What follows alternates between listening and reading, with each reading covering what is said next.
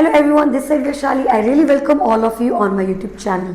So guys, यहाँ पर मैं बात करने वाली हूँ OET, IELTS और PTE इन तीनों एग्जामों के बारे में डिस्कस करेंगे और ये पता लगाएंगे कि कौन सा बेस्ट हमारे लिए रहेगा.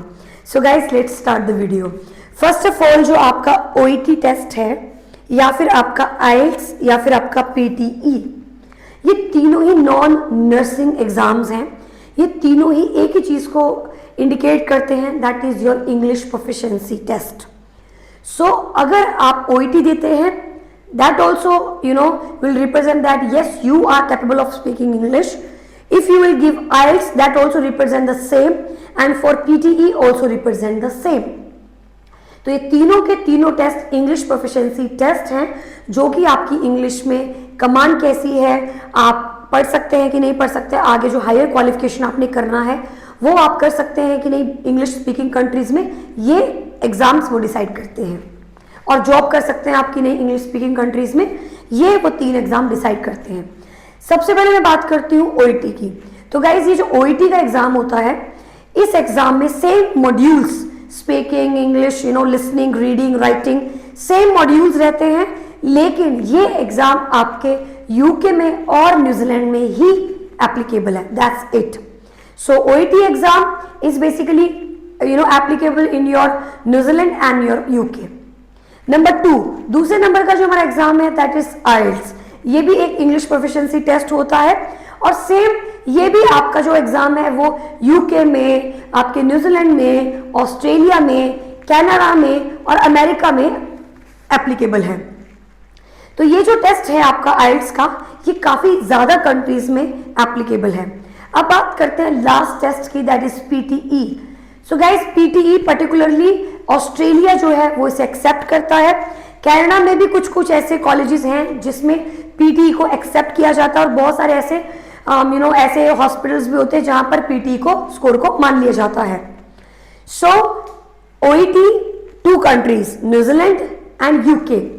IELTS all the countries, but PTE only 2 countries, your Australia and somehow your Canada.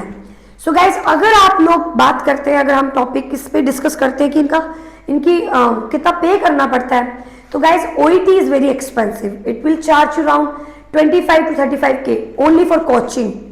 And if you talk about the exam fee, it will be 35K around. 35,000 के लगभग ये पेपर आपको पड़ता है. नंबर 2, अगर मैं IELTS की बात करूं, इसकी कोचिंग वेरी करती है 10,000 से 20,000 के बीच में. जितने ज़्यादा अच्छी जगह से आप लोगे उतना ज़्यादा इसका स्कोर होगा. सो 10 से 20,000 में ये वेरी करती है और इसकी जो एग्जामिनेशन फी है वो भी इसके ही अराउंड है. तीसरा जो हमारे पास टेस्ट आता है that is PTE. Guys this is the most cheapest test. इस टेस्ट की जो कोचिंग की फीस होती है वो लगभग 8 से 15,000 के बीच में होती है, डिपेंड करता है आप कहाँ से ले रहे हैं. एंड सेकेंडली इस एग्जाम का जो एग्जाम फी है that is also around 15 to 17K.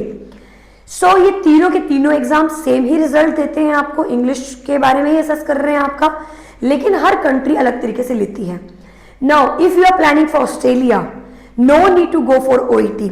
If you are planning for Australia, no need to go for IELTS. You can apply PTE because PTE is the most cheapest and most easiest exam according to with these 2 exams as compared to 2 exams.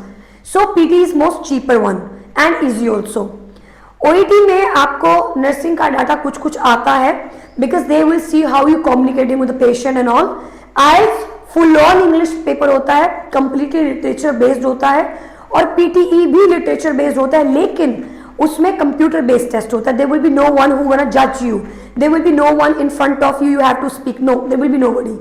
So in PTE computer based test है, आपको बस computer के पास बैठना है, सामने बैठना है, और लगभग आपका टेस्ट लगभग 1-1.5 घंटे में कंप्लीट होकर आपको जो स्कोर है वो शाम तक ही आपको पता लग जाएगा, और वे भी within 2 days.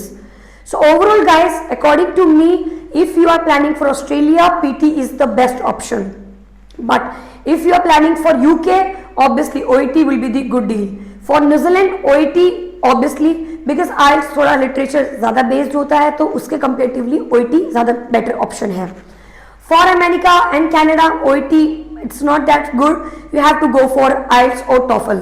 So guys, this was all about. So if you are planning for your RN and you want to move on to any English speaking country, you have to give these 3 exams: OET, IELTS or PT. But it's your option, it's your choice. You can pick any one of, and it depends country to country, valid country to country, कौन सा वाला exam आपको pick करना है.